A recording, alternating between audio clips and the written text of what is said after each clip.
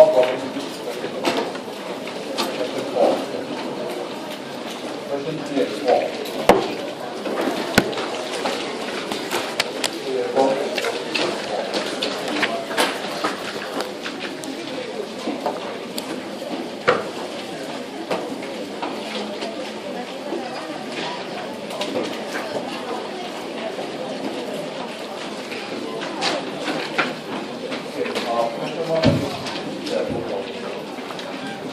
Question 1 is no problem. Question 1 is about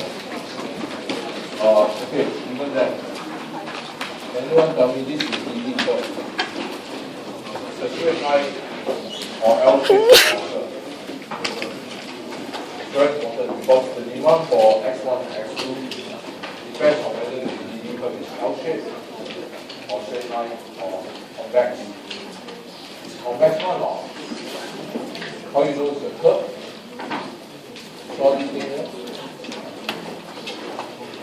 Now we know it's a curve because this thing is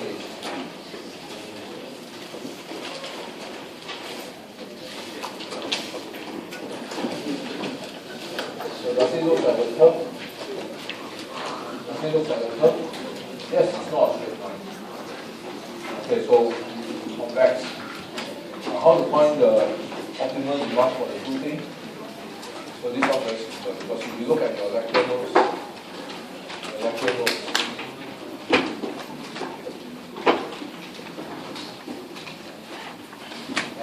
you look at your lecture notes, it is convex to the origin. The demand for X1 and X2 is found there. Here, so to solve this, mathematically set the slope of the running line to the slope of the unity curve. Right. Furthermore, I show you an example here. Curve. How to find the demand for X1 and X2? Set the slope of the running line equal to the slope of the utility curve. That's the answer. Now, for question number 2, very simple. It's only one line. No need calculation, return 6%. No need top felt very lonely, so the CEO decided to buy over another building, all greater expansion.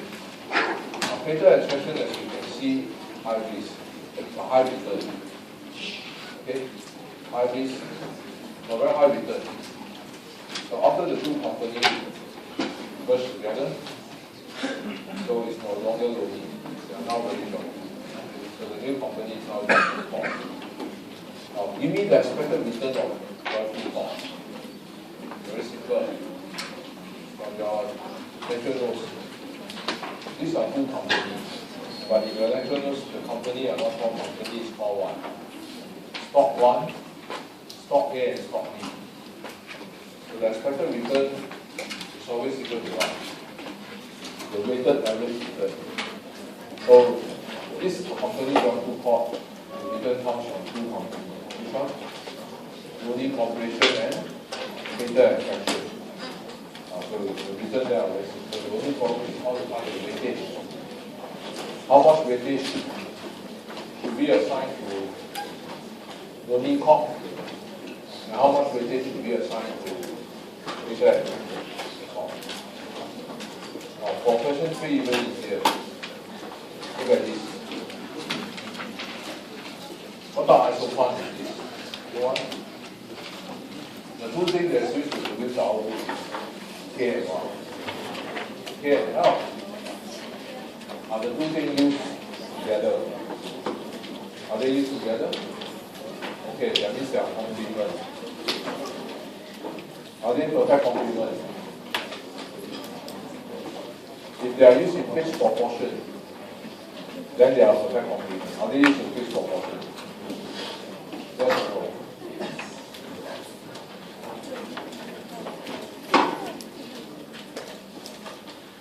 To produce 1 unit of output, you need how many labor?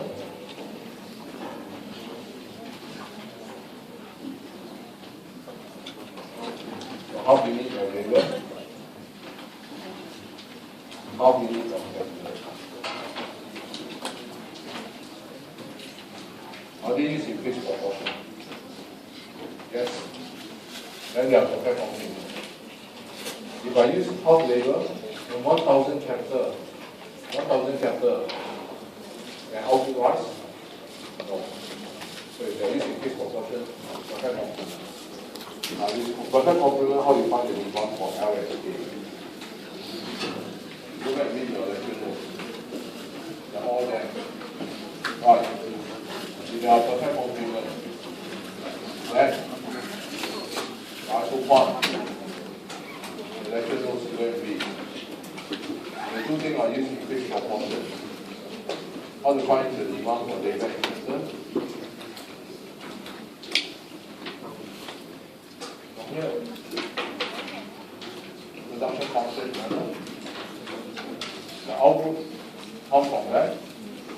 The two things, what are the two things L and K? Q are L means what? Output from L means L units of labor. K means K units of what? Capital. Exactly the same. This stroke is solve the problem. Right. So question 4 even easier. How to find the conditional demand for labor? Even easier. The lecture notes harder. You find your conditional demand for two things. Not labor alone, labor and capital. So to find the best combination of what? Labor and capital. Conditional demand is you are given a condition to produce what?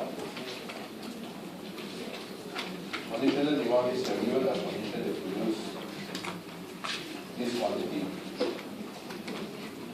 Condition to produce this quantity Q0. 100 I2. And of course, the objective of the firm is to maximize or minimize cost. Maximize or minimize cost. Minimize cost.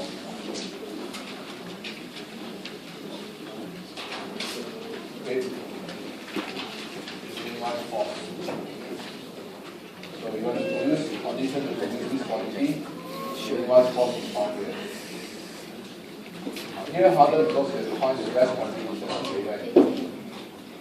But your tutorial, your assignment is so simple. How many input are there? One only. Alright. You have to crack your head. The problem to produce a fixed quantity. How many labor is required? Simple. Okay? So just go back and think about it.